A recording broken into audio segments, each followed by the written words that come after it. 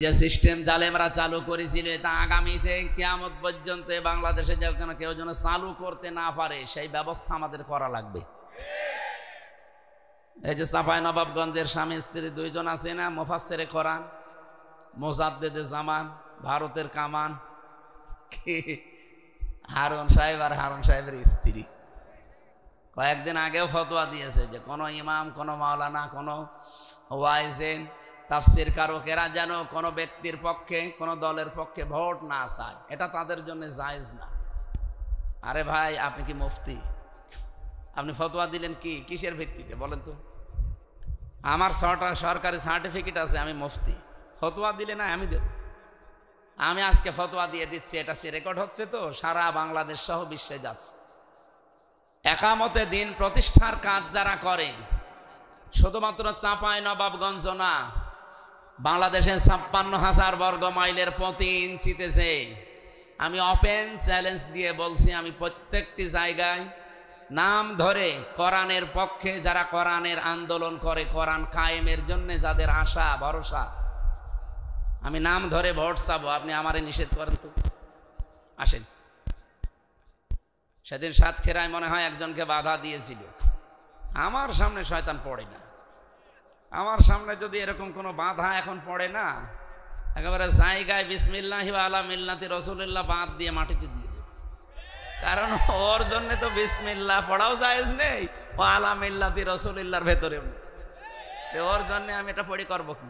ওরা একেবারে সরাসরি সত্য কথা বলে দিয়ে দেব যে আল্লাহ তোমার নাম ছাড়া দিলাম, যা ভালো লাগে করো। সাতক্ষীরার সামনে দু একটা অনুষ্ঠান আছে, আশা করছি আমার সামনে শয়তান পড়বে না, কারণ আমার কপালে যা হওয়ার তো হয়েই গেছে। মায়ের আর কত খাবো, শরীরের কোনো জায়গা তার বাকি নেই, সুতরাং আমার ভয় কেটে গেছে। আমার সামনে কেউ পড়বেন না, পড়লে আপনারও ক্ষতি হবে আর আমার যা হয় হবে। এই জন্যে চাঁপাইনবাবগঞ্জের স্বামী স্ত্রীদেরকে আমরা জানাতে চাই, আপনারা মুখ বন্ধ করবেন। আপনি যেহেতু ফতোয়া বিভাগ নিয়ে পড়াশোনা করেননি, ফেকা নিয়ে পড়েননি, আপনি ফতোয়া দিতে যাবেন না। কার পক্ষে ভোট চাবো না চাবো এটা আপনার চাইতে আমি ভালো জানি। ভোট চাওয়ার কথা আপনি বলবেন কেন? আল্লাহ আমাকে ১৫০০ বছর আগে জানিয়েছে, ইন্নাল্লাহা ইয়া'মুরুকুম আন তুআদ্দুল আমানাতি ইলা আহলিহা, সূরা নেসার ৫৮ নম্বর আয়াত। এখানে আমানাত বহু বচন, তাফসিরে মারিফুল কোরআন খোলেন, এখানে প্রায় ৯টা পয়েন্ট লেখা আছে। আমানতের ভেতরে একটা শব্দ আছে ভয়কাট্য, ভোট। অবশ্যই আমি আল্লাহ তোমাদেরকে নির্দেশ করছি, তোমাদের যাবতীয় আমানত তার প্রাপকের কাছে পৌঁছিয়ে দিবা। এই এলাকায় যারা নির্বাচন করবেন, মাওলানা আবুল কালাম আজাদের বাইরে যদি কেউ থেকে থাকেন, ওনার চাইতে যোগ্যতা সম্পন্ন, ওখান থেকে রেজাল্ট লাইট মারে কে? ওরা ধরেন তো, ধরে এখানে আস্তে করে নিয়ে আসি। এদিকে তাকিয়ে থাকেন ভাই,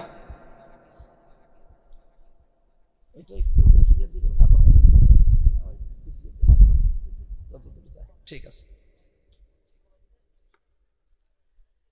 খুলনাবাসী শুধু এই কয়রা না, সারা বাংলাদেশের ৩০০ জায়গায় আমি এই আহ্বান জানাচ্ছি, যেখানে একামতে দিনের কর্মী নির্বাচন করার জন্য দাঁড়িয়েছে, সে দাঁড়াতে চায়নি, এদেশের মানুষ এবং তার দল তাকে দাঁড়ানোর জন্য আহ্বান জানিয়েছে। আপনি আবুল কালাম আজাদকে জিজ্ঞাসা করেন, যদি ইচ্ছা করে বলে যে আমি দাঁড়াবো, আমারে দেওয়া লাগবে, ওনারে ভোট দেওয়ার দরকার নেই। আমি যতটুকু জানি এই ৩০০ জায়গায় যারা দাঁড়াবে তারা একজনও রাজি না, জোর করে তাদেরকে দায়িত্ব দেওয়া হয়েছে। এইটাই ইসলাম শিক্ষা দেয়। অন্যান্য দলের ভেতরে আমরা দেখি না, দাঁড়ানো না, আরো দাঁড়ানোর জন্য মারামারি করে। এ দেশের অবস্থা যত খারাপ হোক, অন্তত একামতে দিন যারা পালন করে তাদের ভেতরে এখনো এই সুন্নাতটা জিন্দা আছে, যারা জোর করে দায়িত্ব চেয়ে নেয় না। নবীজি যদি বলতেন আমার ইন্তেকালের পরে আমার মেয়ে ফাতেমা বসবে চেয়ারে, কেউ নিষেধ করত? বলেন না কেন? বলেছিলেন না? বলেন তো নি। আরো তিনি হাদিস বললেন, লা ইফলিহা কওমুন আল্লাহু আমরাহুম ইমরাতুন, বুখারী শরীফের হাদিস। নবীজি বললেন ওই জাতি কখনো সফল হতে পারে না যে জাতির নেতৃত্বে কোনো মহিলা বসে আছে। এই হাদিসটাকে 100% সত্য না 98%? সুতরাং বাংলাদেশে হাদিসটা আমরা মানি না, এই জন্য আমরা সফল হতে পারছি না। আগামী থেকে এটা মানা যাবে না। আমরা জাতির নেতৃত্বে পাঠাতে চাই পুরুষ মানুষ। কোরআনে কারিমে আল্লাহ সূরা নিসার 34 নম্বর আয়াতে জানিয়েছেন, আর রিজালু কাওয়ামুনা আলান নিসা, পুরুষ মানুষ হবে নেতা আর মেয়েরা হবে তাদের আজ্ঞাবহ। মেয়ে লোক নেতৃত্ব দিতে গেলে কি হয়, আমরা এতদিন মানুষকে না বোঝাতে বোঝাতে অবস্থা হয়ে গেছে কি দেখেছেন? মেয়ে মানুষ এখন রাজমিস্ত্রি আর আমরা যোগাইলে।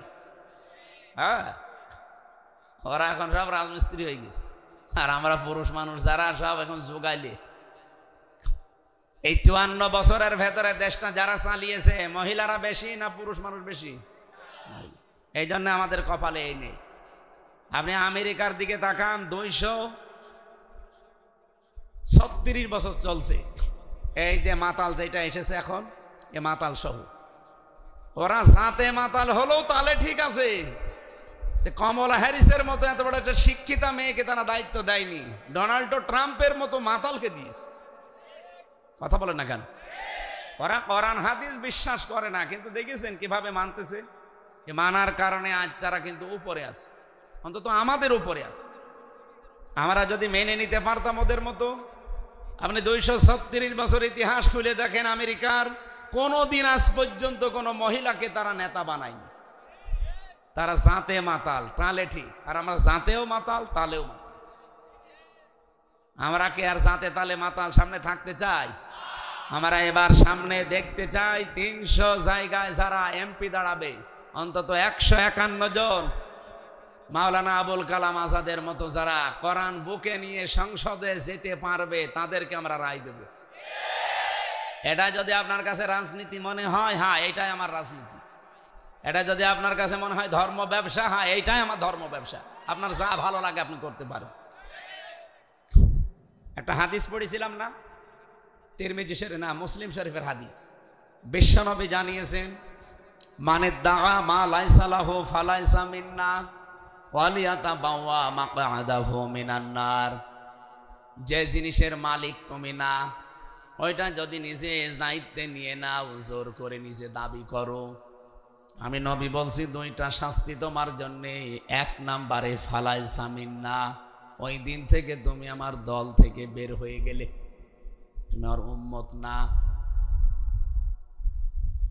সাতক্ষীরা খুলনাবাসী, নবীর উম্মত যদি আপনি না হতে পারেন, অবশ্যই নবীর উম্মতের বাইরে যারা আছে তাদের ভেতরে আপনি আছেন।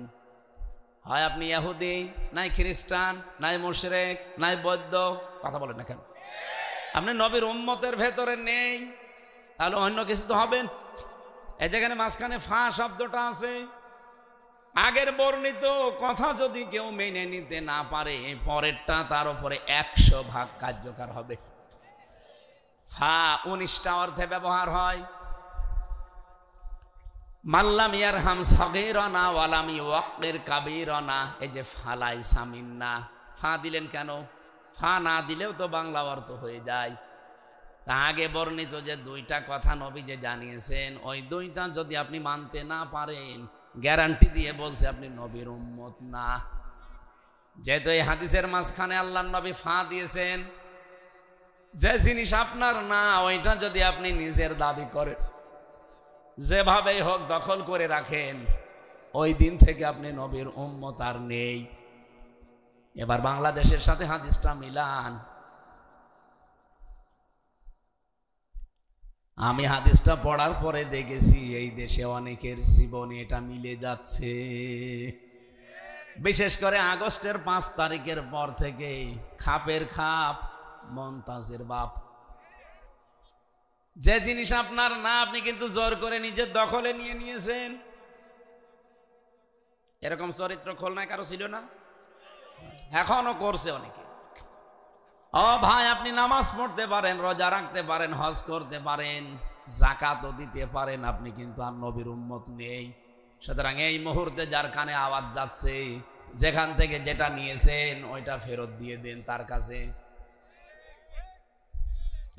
যদি জামাত ইসলামের লোক, শিবিরের লোক, চরমনার লোক, আটরশির লোক, যে দলের লোক হোক, আমি যেহেতু এখন কোরআনের কথা বলছি, সবার জন্য আমি আলেম। কোরআন জানুন সবার জন্য, আলেমও সবার জন্য। আমি এরকম দরদ নিয়েই বলছি যে এই কাজ করেছেন আপনি, যেহেতু নবীর উম্মত আর নেই, আপনি ফিরে আসতে না পারলে আপনার জন্য জানাজা, কবর কি হবে? আপনি তো নবীর উম্মতই নেই। এই জন্য যার জিনিস যেভাবে নিয়েছেন, চাঁদাবাজি করে হোক, ছিনতাই করে হোক, ডাকাতি করে হোক, ধোকাবাজি করে হোক, প্রতারণা করে হোক, যেভাবেই নিয়েছেন এটা ফেরত দিয়ে দিন। হাদিসের টিকা একটা কথা আছে, মুহাদ্দিস যারা তারা ব্যাখ্যা করতে গিয়ে লিখেছেন, মুসলিম শরীফের ভেতরে পাবেন এটা।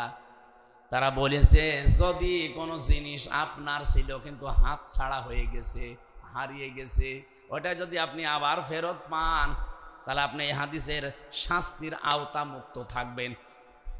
শাস্তি কি? যে নবীর উম্মত থাকা যায় না অন্যের জিনিস নিজের দখলে রাখলে, কিন্তু কোন জিনিস আমারই ছিল আমি আবার ফেরত পেয়েছি।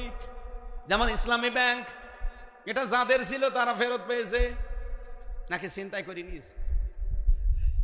যাদেরটা ছিল তারা ফেরত পেয়েছে। অনেকে কিন্তু ফতোয়া অলরেডি দিয়েছেন যে ইসলামী ব্যাংকও ছিনতাই হয়ে গেছে। আপনি কথা বলতে পারবেন? ইসলামী ব্যাংকে আপনার বাবার নাকি? বলেন, আপনার বাপ বানিয়েছে ইসলামী ব্যাংক, যারা বানিয়েছে তারা আবার ফেরত পেয়েছে, এতদিন হাত ছাড়া হয়ে গিয়েছিল। এই কথা বলছেন না কেন? আপনি বলেন এই কথা ভুল। যাদেরটা তারা ফেরত পেয়েছে তারা এই হাদিসের শাস্তির আওতা মুক্ত থাকবে। সুতরাং ফতোয়া আন্দাজে দেবেন না। ওনারা যদি জোর করে, জবরদস্তি করে, দখল করে অন্যেরটা নিয়ে নিত, তাহলে আপনি ফতোয়া দিতে পারতেন। যেহেতু তাদেরটা হাত ছাড়া করে ফেলেছিল, ডাকাতি হয়ে গিয়েছিল, এখন তারা আবার ফেরত পেয়েছে, নিজের জিনিস নিজে ফেরত নিয়েছে, অসুবিধা কি? কিন্তু আপনি যা করলেন আগস্টের 5 তারিখের পর থেকে, ঘাট দখল, মাঠ দখল, স্ট্যান্ড দখল, ঘের দখল, এটাকে আপনার নিজেরটা? আপনি তো সবগুলো বাবা শাহজালাল, কুত্তা বিড়াল সব হালাল করে নিয়েছেন। সুতরাং এইটা যারা করেছেন ফেরত দেওয়া লাগবে। শুধু আমি এই সাতক্ষীরা, কলারোয়া বা কিং কয়রার জন্য বলছি না, খুলনার জন্য না, এটা রেকর্ড সারা বাংলাদেশ যাচ্ছে। সবাইকে বলছি যারটা যেইটা নিয়েছেন যেভাবে ফেরত দেওয়াই লাগবে। নাই তো এই অবস্থায় আপনি মরে গেলে আপনি কোন দল করেন আমার দেখার দরকার নেই, আপনি নবীর উম্মত নেই। 2 নাম্বার শাস্তিটা আরো কঠিন,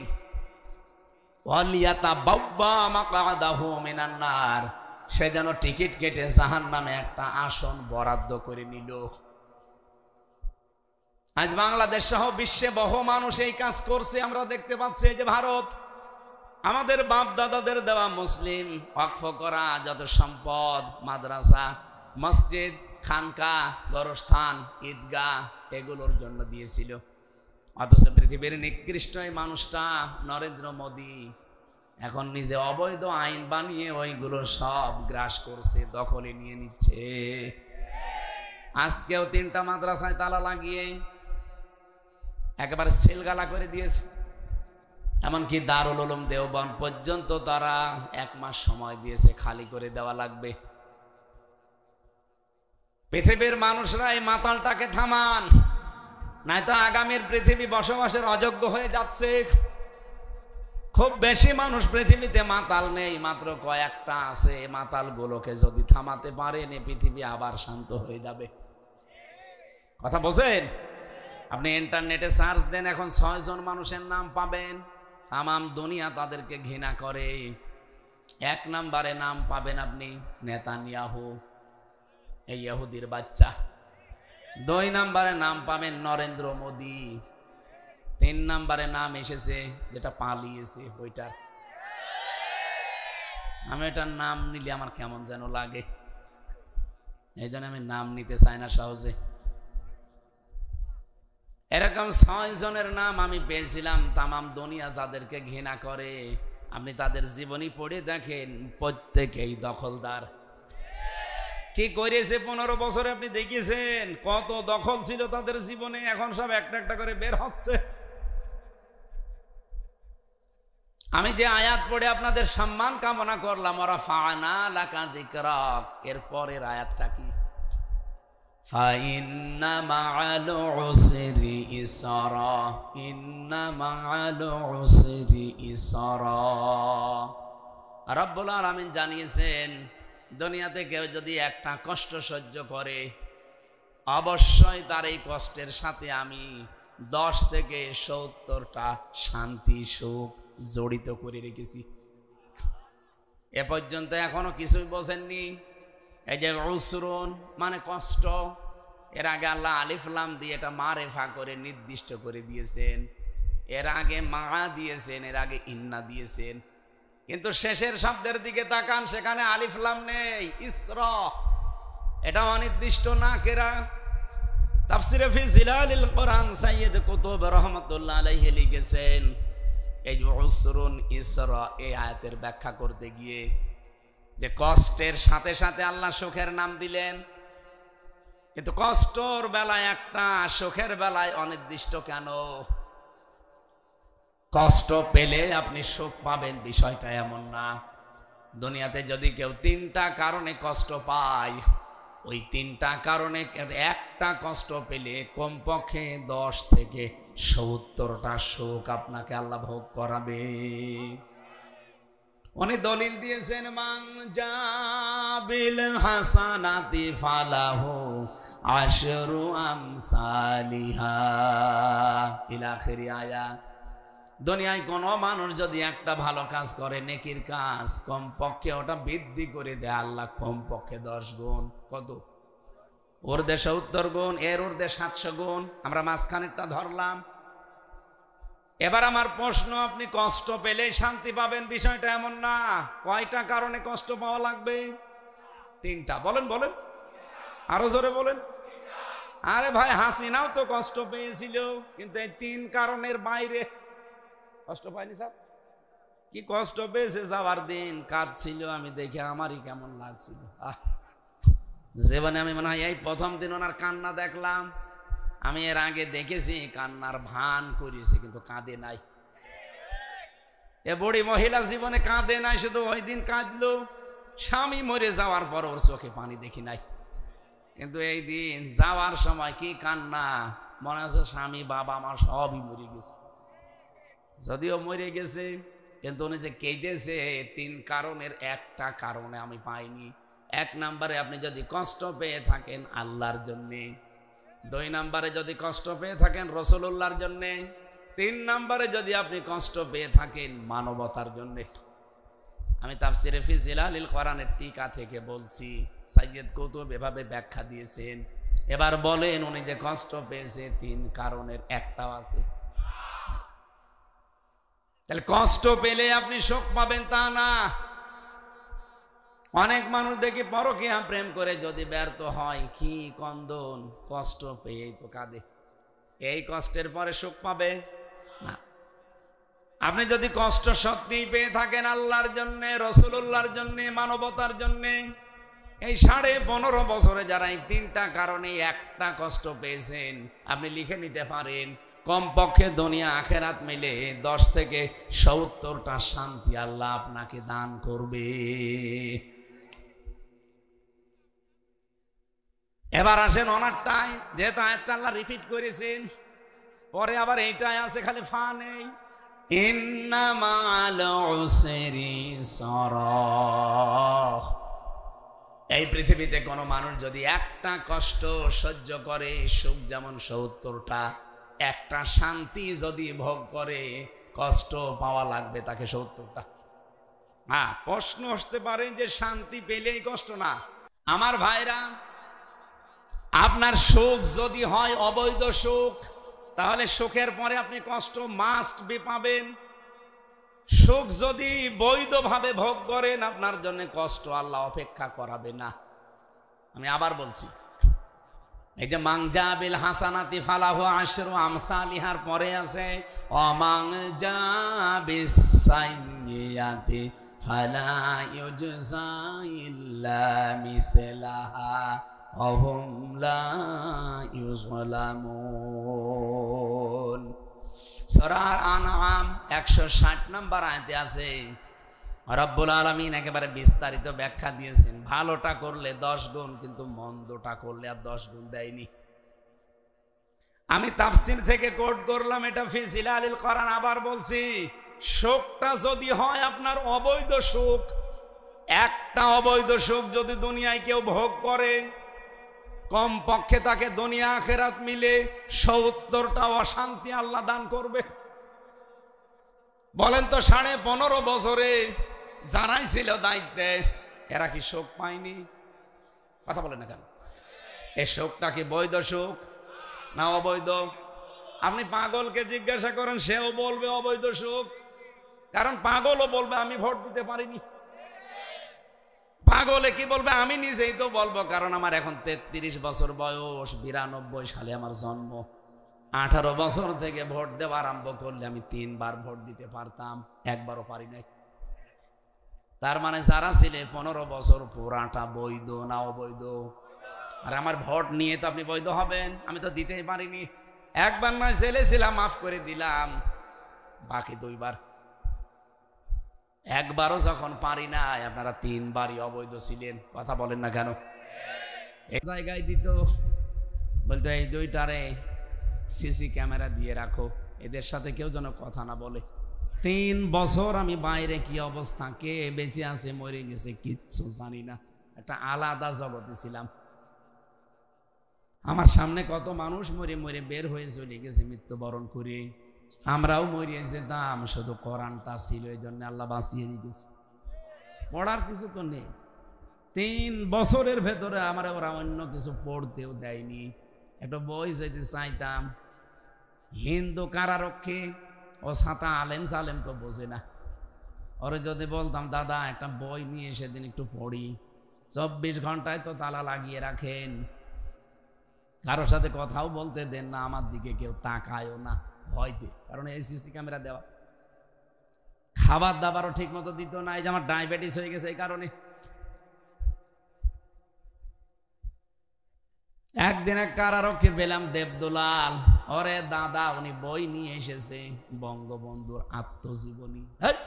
ছাতা নিয়ে এটা পড়ি করবো কি? না, এটা পড়েন, এর ভেতরে জ্ঞান আছে। ওই পড়লাম ছেলেবেলায় উনি কি করেছে ওইসব। পরে আর একবার বলছে আর একটা ভালো বই নিয়ে আসেন, বই নিয়ে এসেছে বঙ্গবন্ধুর চীন সফর। আপনার আর বই নিয়ে আসার দরকার নেই। আপনি এটিএম আজহারুল ইসলাম থাকে হিমেল বিল্ডিং এ, ওনার কাছে যে বলবেন হামজা বই চেয়েছে, দেখবেন বই কারে বলে দেবে। পরের দিন পেলাম আপনাদের এই সাতক্ষীরার একজন কারারক্ষী আশরাফুল, ওনার নামটা এখানে লেখা আছে দেখে বুঝলাম অন্তত এ আগা কাটা আছে। আর আগে যেগুলো আসতো, দেবদুলাল, সুব্রত বালা, কি অসিক কুমার, সঞ্জয় দত্ত, এগুলো কি আগা কাটা আছে? ও তো আলেম তালেম বোঝেন। আশরাফুল লিখে দেখলে মনে করলাম যে না, এর কিছু না থাকলে অন্তত ইমান আছে, এ তো মুসলমান। ওরে বললাম যে ভাই, সারাদিন এভাবে সারা রাত বসে থাকা আর বাইরের 3টা বছর কিছু জানিও না, একটু বই নিয়ে এসে দিতে পারেন না? বোঝায় বই পাবো? বললাম এটিএম আজহারুল ইসলামের কাছে বলবেন হামজা বই চেয়েছে। আল্লাহর ইশারা, আল্লাহ পাক 2টা বই তার মাধ্যমে আমারে তাফসীর পাঠিয়েছে, ফি জিলালিল কোরআন আর তাফহিমুল কোরআন। এই পৃথিবীতে 42টার উপরে এখন তাফসীর পাওয়া যাচ্ছে। সবচাইতে বেশি ভালোবাসি মন থেকে এই 2টা তাফসীরকে, আর এই 2টাই আল্লাহ আমার কাছে মিলিয়ে দিয়েছে। সুবহানাল্লাহ। এখান থেকে বসে বসে যে কোট করেছিলাম সেটা বলছি। ওই সময় আশার সঞ্চার হতো আমার, যে দুনিয়াতে কেউ যদি একটা সুখ ভোগ করে অবৈধভাবে, একটা সুখের জন্য তাকে মাস্ট বি কষ্ট ভোগ করাবে আল্লাহ কয়টা? 70টা। বলেন বলেন। 15.5 বছরে হাসিনা সহ 1628 জন মানুষ দায়িত্বে ছিল, প্রত্যেকটাই জালেম আর জালেমদের দোসর। এই কথা বলেন না কেন? আমরা যায় আলেমদের সাথে, একামতে দিনের কর্মী এবং নেতাদের সাথে যে ব্যবহারে 15.5 বছরে, শুধু হাসিনা না, এই দোসরগুলো যেভাবে করেছে, কাউন্টার টেররিজমে যারা দায়িত্বে ছিল আমি নিজে দেখেছি। আমার যখন মাজার ভেতরে দড়ি লাগিয়ে চোখে কালো পট্টি দিয়ে 11 ঘন্টা টাঙিয়েছে, আমার দোষ কি? কোনো দোষ নেই। আমার তুই তো কারি করে গালি দিত বাবা মা তুলে, আর আমারে গালি দিলে আগে গালি দিত সাইদি সাহেবকে। দেলাওয়ার ভাইয়ের নাম বলতো মাঝে মাঝে, ঠাকুরগাঁওয়ে যে শিবিরের সভাপতি ছিল, দেলাওয়ারকে আমরা পিটিয়েছি, ফুটবলের মতো লাথিয়েছি। আমার একটা চেয়ারে নিয়ে গিয়েছিল, কিন্তু চেয়ারে আমারে বসায়নি, এভাবে হাত দুইটা আটকিয়ে দেয়, পার সাথে ক্লিপ লাগিয়ে দেয়, এই গলার সাথে একটা ক্লিপ আটকিয়ে দেয়, একটা সুইচের টিপ দিলে 1 মিনিটে 120 বার ঘোরে। আমার আগে ছাত্র দলের এক ভাইকে নিয়ে গেল, দেখলাম আসার পরে কি চিৎকার করে বাবা তুলে কাঁদছিল, মা তুলে কাঁদছিল। কি হয়েছে দেখে ওর হাতের নখগুলো সব তুলে নিয়েছে। আমার কাছে রিমান্ডে নিয়ে এসেছিল ওই মেশিনটা, বলছে হুজুর এই যে এইটা দিয়ে আমরা নখ তুলি, এমন সিস্টেম করা, শুধু হাতের কাছে আর পায়ের কাছে লাগিয়ে দেয়, একটা টিপ দেবে, একবারে নখ সব খুলে চলে আসবে। নখ খুলে আসলে ছেড়ে দিলে তো হয়, ওর ভেতরে পাতলা মিহি ওই যে মোল্লা সল্ট যে লবণ আছে, ওই লবণ ছিটিয়ে দেয়। আপনি ভাবতে পারেন কি আচরণ করেছে তারা। আর তাদেরকে কঠে তোলা হচ্ছে এখন জামায় আদরে। আমরা চাই হাসিনা সহ যতগুলো মানুষ জালেমদের দোষর ছিল, একটাকেও যেন ছাড় দেওয়া না হয়। এগুলো ছাড় দিলে আগামীতে যারা চেয়ারে বসবে তারা এর চাইতেও বড় স্বৈরাচার হবে। এদের আচরণ এমন কঠিন করা দরকার, শিক্ষা হয়ে থাকবে, ইতিহাস হয়ে থাকবে, কিয়ামত পর্যন্ত বাংলাদেশে কেউ আয়না ঘর বানানোর সাহস পাবে না। মুফতি ফখরুল ভাই আমারে বলছিল, হামজা ভাই আপনার সাথে কি আচরণ করেছে আমি জানি না, আমার এই যে পায়ের ভেতর দিয়ে ভাবে হাত দিয়েছে, সামনে লোহার যে ব্যারিকেড দেওয়া আছে ওর সাথে হ্যান্ডকাপ দিয়ে আটকিয়ে দিয়েছে, 24 ঘন্টা এভাবে বসা, 1.5-2 মিনিট সময় দিল টয়লেট করার জন্য, তাও 24 ঘন্টায় একবার।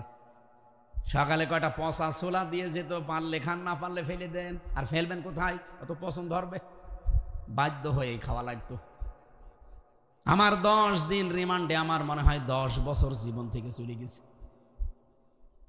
এত কড়াকড়ি করতো তারা, এই যে বসতে পারি না তো এই কারণে। সকালবেলা তো খাবার এতটুকু, দুপুর বেলা 1 মুঠ ভাত দিত, তাও মনে হচ্ছে কেউ মাখিয়ে দিয়েছে।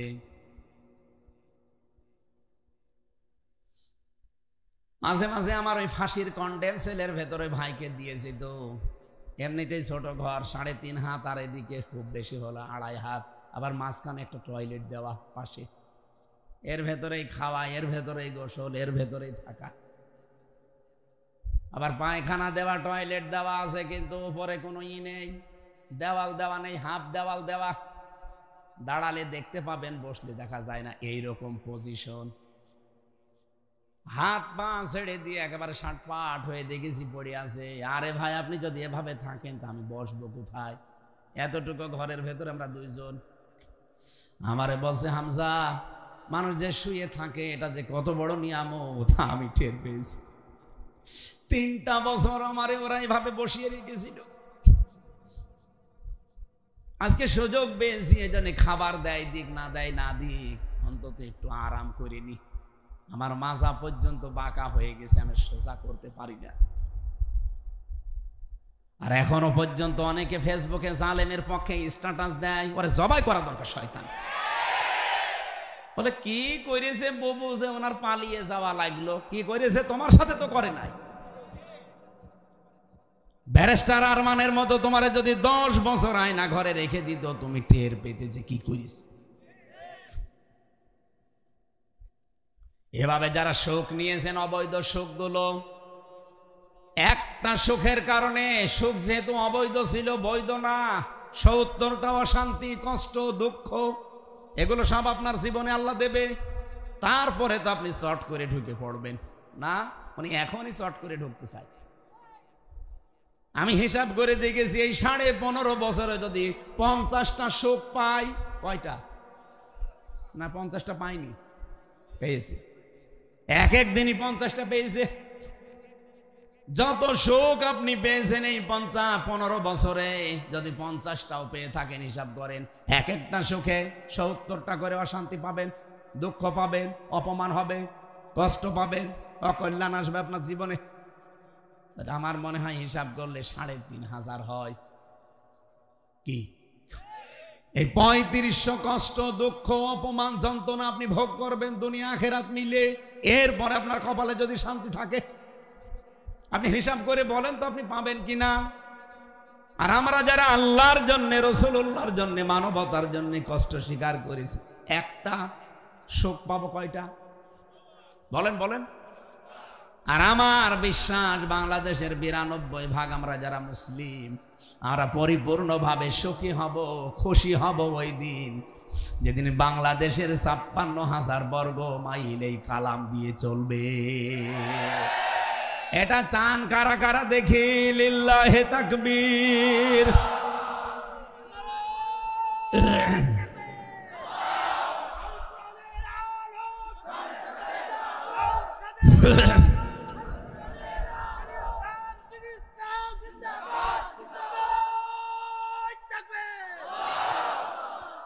কয়রাবাসী সব সময় সুযোগ আসে না।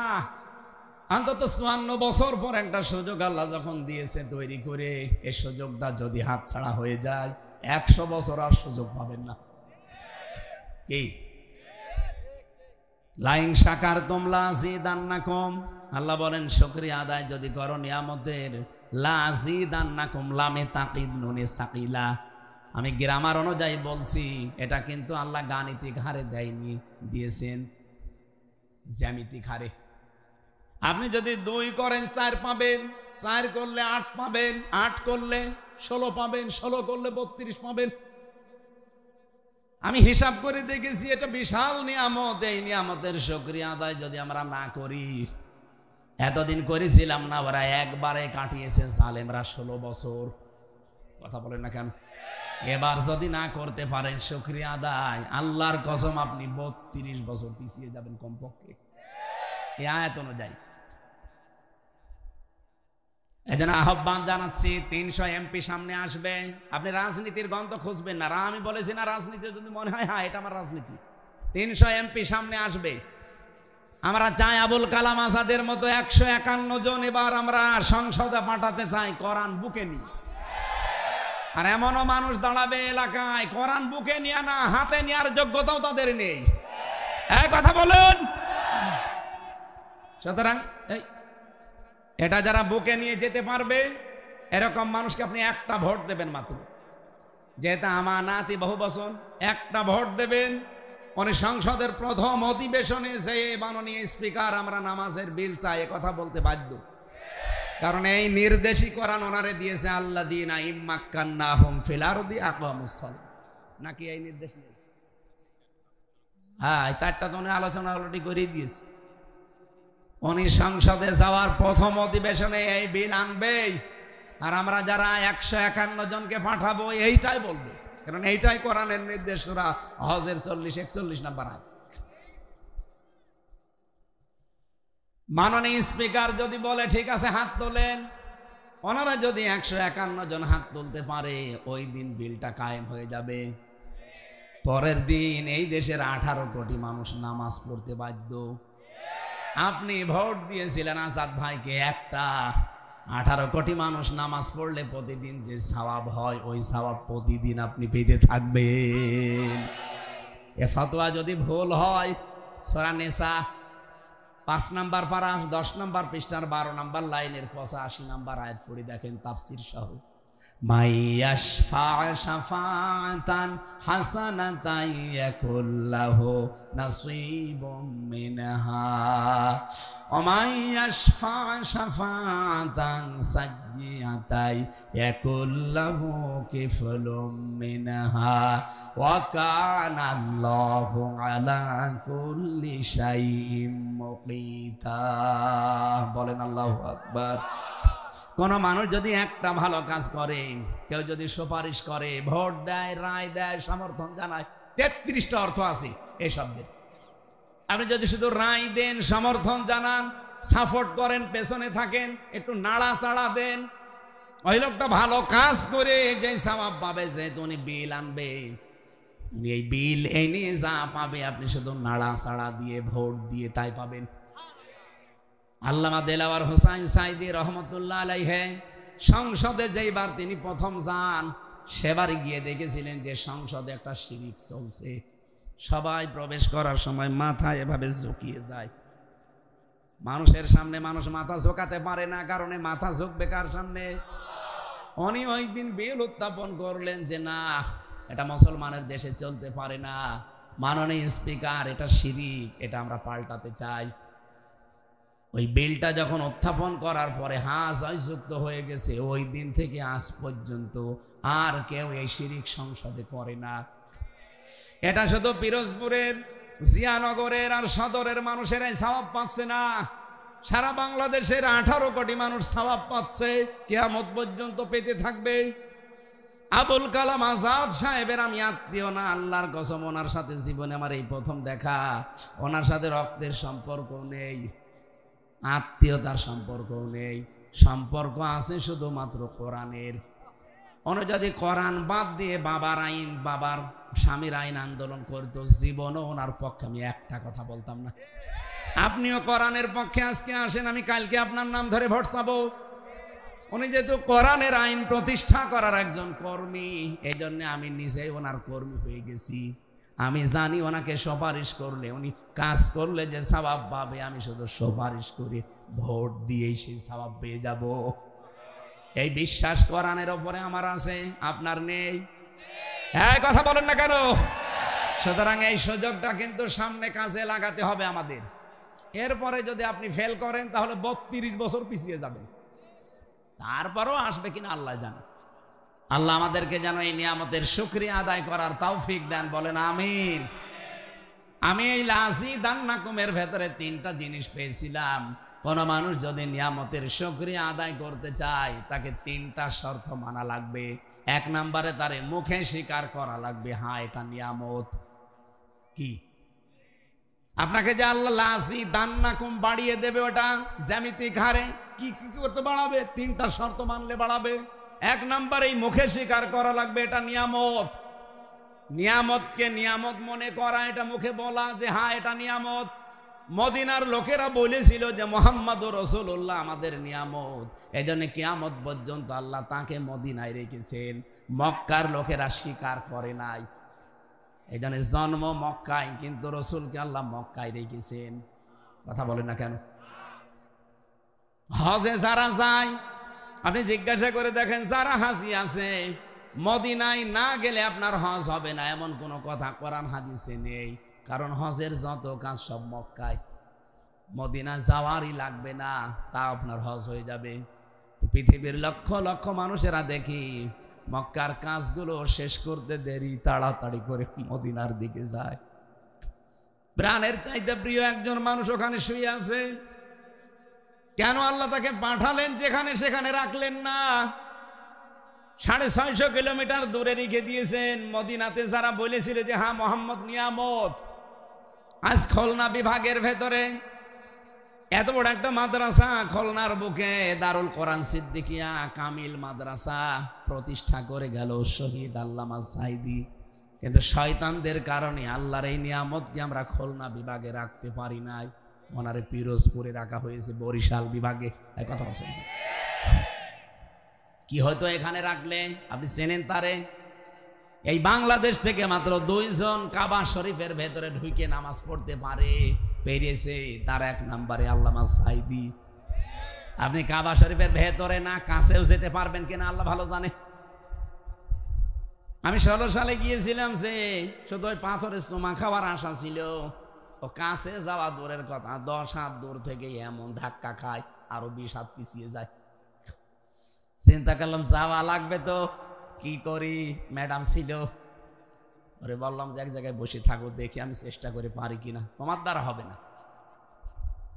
দেখি ওই যে আফ্রিকার ওই কালো কালো একেবারে সেই রকম মোটা চওড়া পুরুষ মানুষ, মহিলারা আসতেছে গোয়ারের মতো। চিন্তা করলাম আল্লাহ এদের ধরা লাগবে। একজনের হাত এভাবে চেপে ধরলাম, এক মহিলা এইরকম মোটা, এরকম লম্বা, ওরে দেখলে আমার মনে হচ্ছে 2-1 জন। দূরে চলে যাবে, কারণ এইরকম মারে তো, এই জায়গায় লাগলে আপনার কাজ শেষ। ও আমার দিকে তাকিয়ে বলছে কি, ওর ভাষা তো আমি বুঝি না, আমি ইশারা দিয়ে বললাম যে ওই পাথরের কাছে যাব। আমারও ইশারা দিয়ে বলছে চেপে ধরেন ভালো করে। এমন ভাবে টাইট করে ধরলাম, ও যেভাবে যাচ্ছে ওর গুজ্জ খেলে মানুষ চলেছে, দেখি ফাঁকা, যে আরামে একেবারে চুমা দিতে পারলাম। আপনি কাছেও যেতে পারবেন না, অথচ আল্লামা সাইদি কাবা শরীফের ভেতরে যে নামাজ পড়েছে, সুবহানাল্লাহ বলতে পারেন না? আল্লাহর এই নিয়ামতকে বুঝলো না জাতি। খুলনার মানুষেরা যারা মিছিল করেছিলেন যে কবর দিতে দেব না, কোথায় আপনারা? আজ আপনাদের বাড়ি ঘরে আল্লাহ শ্মশান বানিয়ে দিয়েছে। যারা আল্লামা সাইদিকে মাটি দিতে দেয়নি, কবর দিতে দেয়নি খুলনায়, কালকে একজন পেয়েছিলাম, তার বাড়ি আমাকে বলছে এই যে সেই বাড়ি দেখলাম পুরা শ্মশান বানিয়ে দিয়েছে। নিয়ামতের এটা শুকরিয়া আদায়ের প্রথম মাধ্যম, আপনাকে স্বীকৃতি দেওয়া লাগবে। 2 নম্বরে আপনার অন্তরের ভেতরে একটা আনন্দ আসবে, আমরা নিয়ামত পেয়েছি আজকে, যেহেতু সামনেও নিয়ামতের একটা ব্যবস্থা চলছে। যদি ইসলামী দেশে আল্লাহর কসম কায়েম হয়ে যায়, আপনি এমন একটা শান্তি পাবেন যারে বাংলায় অনির্বচন সুখ বলে। কি বললাম? এটা কিনতে পাবেন না, এটা আল্লাহর পক্ষ থেকে আছে অনির্বচন সুখ। 3 নম্বরে আল্লাহর বিধি বিধানগুলো মেনে চলার নাম হচ্ছে শুকরিয়া আদায়। বাংলাদেশে এখন ওই পরিবেশ হয়নি যেখানে আল্লাহর পুরা বিধান মানা যায়, আছে? এখনো অফিস আদালত এমন জায়গা আছে যেখানে আপনি চেষ্টা করলেও আল্লাহর বিধান মানতে পারবেন না। এরকম জায়গা দেশে নেই। এই জায়গাগুলোতে আল্লাহর বিধান কোরআনে আল্লাহ 500টা দিয়েছেন। এই 500 বিধান কায়েম করার মাধ্যমে, কার্যকর করার মাধ্যমে আমরা মানতে চাই। তাহলে এই 3টা শর্ত মেনে নিলে লাযিদান্নাকুম, আল্লাহ পাক বলেন এই নিয়ামত তোদের জীবনে আমি আবার ফিরিয়ে দেব। কিন্তু যদি এভাবে নিয়ামতের শুকরিয়া আদায় না হয়, ওয়ালাইন কাফারতুম ইন্না আযাবি লাশাদীদ, ইন্না আযাবি শাদীদ দিলেও তো হয়ে যায়, লাম দিলেন কেন মাঝখানে? আপনি যদি নিয়ামতের শুকরিয়া আদায় এইভাবে না করেন, আল্লাহর কসম আল্লাহ বলেন আযাবের ভেতরে তোরে ফেলে দেব। শুধু ফেলে দেব বললেই তো হয়তো লাযিদান্নাকুম ওয়ালাইন কাফারতুম ইন্না আযাবি লাশাদীদ দিয়েছেন। শুধু যেমন তেমন শাস্তি না, অবশ্যই শাস্তি দেবে, আর কঠিন ভয়ঙ্কর আযাব তোদের উপর আল্লাহ নিয়ে আসবে। ওই আযাব যেন আর না আসে, এই জন্য এখন থেকে আমাদের সতর্ক হওয়া লাগবে। কোরআনে কারিম থেকে একটা আয়াতের মাত্র 4 ভাগ 1 ভাগ পড়েছি। আমার মাথার ভেতরে আয়াত সম্পর্কে যত কথা আল্লাহ দিয়েছে, আমি শুধু আজকের 1 রাত না, আমার সারা জীবনও যদি আয়াত নিয়ে কথা বলি তাও কথা শেষ হবে না, এত কথা আছে। তাফসিরুল কোরআন মাহফিল লিখেছেন, আমরা তাফসির আকারে কথা বলবো ইনশাআল্লাহ। উসুলে তাফসিরের নীতি আছে, মূল নীতি 15টা। এগুলো ফলো করে যদি বলতে চাই আপনাদের রাত 12টা বেজে যাবে। না, অত রাত করা ঠিক হবে না। আমাদের দায়িত্বশীল মাওলানা রফিকুল ইসলাম খান, ওনার সাথে আমি 3 বছর ছিলাম জেলে। ভাই আমাকে মাঝে মাঝে বলতেন, হামজা যেখানে কথা বলবা সাইদি সাহেবের ওই স্টাইলে, সর্বোচ্চ রাত 10:30টায় মাহফিল, 11টায় শেষ হয়ে যায়। আপনার সাইদি সাহেবের মাহফিল এভাবে চলতো না। আর আমরা এমন বক্তা যে রাত 12টায় আপনারা বক্তায় তুলেন। বিশেষ করে এই খুলনা, সাতক্ষীরা, এই 2 জেলায় ঝামেলা বেশি। আগামীতে কোনো জায়গায় নিয়ে আসলে এসার পরে সাইদি সাহেবের মতো তুলে দেবেন, যেন 10টায় মাহফিল শেষ হয়ে যায়, তাহলে সবার ভালো হবে ভাই। যেহেতু এতগুলো নিয়ম নীতি 15টা একটা একটা করে বলতে গেলে অনেক সময় ব্যাপার। ফি জিলালিল কোরআনি আর ওই যে তাফসিরে বাইজাবিতে আপনি প্রথমেই দেখবেন এই 15টা মূল নীতি লেখা আছে, বাংলায় পাওয়া যায়, পড়ে নেবেন। আমরা একবারে সরাসরি আয়াতের ভেতরে প্রবেশ করছি, শুদ্ধ তেলাওয়াত যেহেতু করেছি, 2 নম্বরটায় যাচ্ছে। আল্লাহ রাব্বুল আলামিন বলেন, অবশ্যই আমি আল্লাহ নিজে ক্রয় করে নিয়েছি পৃথিবীতে যারা মুমিন তাদের কাছ থেকে তাদের জান আর তাদের মাল, বিনিময় হিসাবে তাদেরকে আমি আল্লাহ জান্নাত দিয়ে দিয়েছি। এটা বাংলা অর্থ ছিল। এবার আসেন তো তাফসিরে প্রবেশ করি। আমার অধিকাংশ তাফসির গুলো হয় ফি জিলালিল কোরআন, নাই তাফহিমুল কোরআন, নাই ইবনে কাসিরে পাবেন। এগুলো থেকেই বেশি কোট করা। আল্লাহ পাক এখানে নিজে ক্রেতা আর বিক্রেতা হিসাবে দুনিয়ার সবাইকে আল্লাহ বেছে নেয়নি। আল্লাহ শুধুমাত্র কিনতে চায় মুমিনদের কাছ থেকে। আল্লাহ রাব্বুল আলামিন এই পৃথিবীতে যে আমরা বেচা কিনার নিয়ম জানি, কোন জিনিস যদি বেচা কিনা করতে চায়, চারটা জিনিস আপনি দেখবেন লাগে। একজন ক্রেতা লাগে, একজন বিক্রেতা লাগে, একটা জিনিস লাগে, তার একটা মূল্য লাগে। কথা বলছেন এখানে সরাসরি ক্রেতাকে, আরো জোরে বলেন, বিক্রেতা। আমরা বলল কে? আমরা না, আমাদের ভেতরে বহু মানুষ আছে ভেজাল। আল্লাহ শুধুমাত্র কিনতে চাই মিনাল মুমিনিনা, মুমিনদের কাছ থেকে। আল্লাহ যদি বলতেন ইন্নাল্লাহ হাশতারা মিনাল মুনাফিকিনা, আমি মুনাফিকদের কাছে কিনতে চাই, তাহলে কোনো কথা আমি আয়াত নিয়ে বলতাম না। আল্লাহ যেহেতু শুধুমাত্র কিনতে চায় মুমিনদের কাছ থেকে, যদি মুনাফিক কাফের মুশরিকদের কাছে আল্লাহ কিনতে চাইতো, তাহলে কারুনের সম্পদ আল্লাহ সব কিনে নিত। কথা বলছেন এখানে। এই জন্য আপনাকে মুমিন হওয়া লাগবে আগে। আজ বাংলাদেশে বহু মানুষ মুমিন না হয়ে জান্নাত পাওয়ার আশায়, পরকালের কথা চিন্তা করে তারা কিন্তু অনেক কিছু আল্লাহর কাছে দিয়ে দিচ্ছে, অথচ মুমিন ছাড়া আল্লাহ কারোটা কিনে না। এই যে মাদ্রাসার টাইলস লাগিয়ে দিয়েছে, অথচ লোকটা সারা জীবন ঘুষ খাওয়া টাকা, সুদ খাওয়া টাকা। এলাকায় আছে কিনা আমি জানি না, টাকা ছেড়ে রাখে 1000, মাসে মাসে 1000 টাকা দিলে 100 টাকা বেশি দেয়।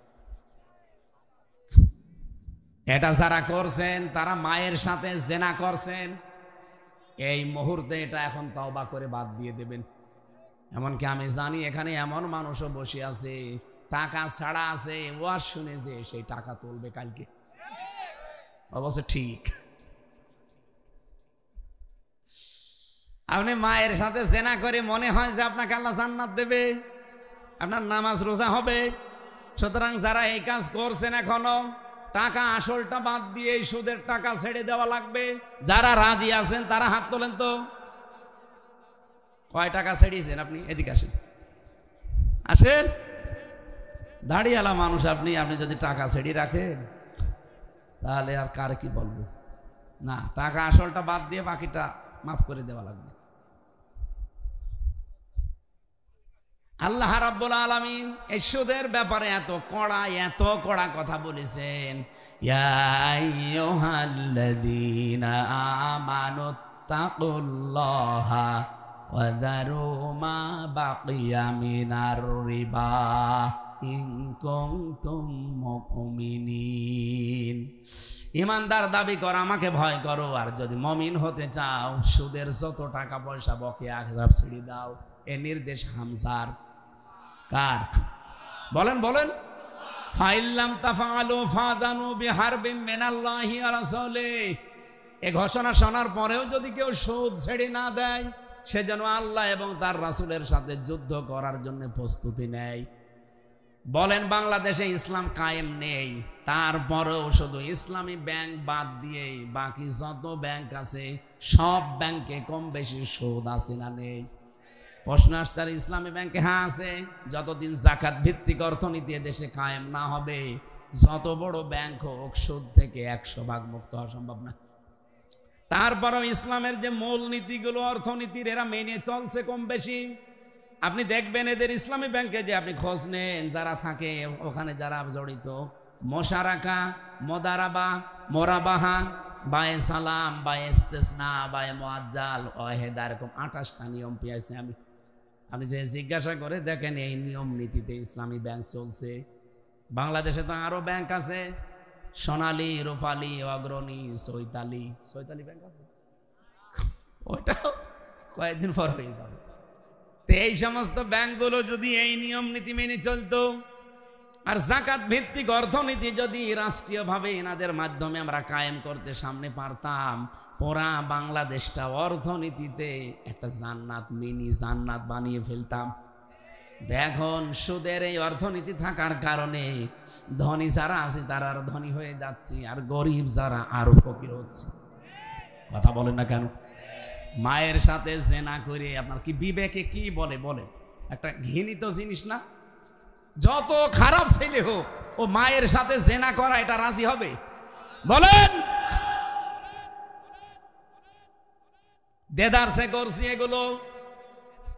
এক্ষণে যারা তওবা করলেন যে আমি আর সুদের টাকা নেব না, যেগুলো নিয়েছি ভুল করেছি, আপনার মাফ হয়ে যাবে। এরপরও যদি জানা শোনার পরে আবার বাবা শাহজালাল সব হালাল, জীবনও মাফ হবে না আপনার। কারণ না জেনে গোনা করলে মাফ হবে তওবা করলে, আর জেনে শুনে গোনা করলে আপনার মাফ নেই। আলামি ওসিররু আলা মা ফালু ওয়া হুম ইয়ালামুন। ওদের গোনাগুন যে 5টা, তার ভেতরে একটা এই মানুষগুলো কোনোদিন আর ওই কাজ রিপিট করে না যেটা আগে করে ফেলেছে। এই জন্য যারা এতদিন করে ফেলেছি, বুঝে হোক না বুঝে হোক, যায়